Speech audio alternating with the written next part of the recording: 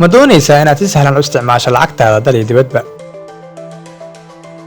Ma doonaysaa inaad goob ama goor walba ka tukaamaysto? Ma u baahan tahay inaad la socoto dhaqdhaqaaqa xisaabtaada xilli walba?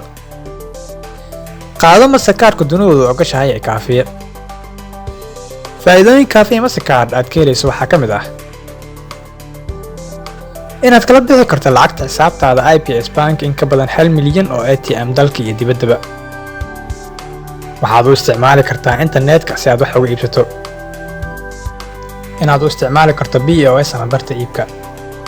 Inaad kala jaran karto internetka tigidhada sida kuwa xajka, cumrada, caafimaadka iyo visa. Inaad ku bixin karto lacagaha waxbarashada ee dalka iyo dibaddaba. Inaad kaash la'aan u safri karto meeshii aad doonto caalamka. Haddaba si aad u hesho kaafiye Mastercard, booqo laanta kuugu dhow ee IBS Bank oo ka furo akoon, kana dalbo kaafiye Mastercard ama booqo ipostbank.com.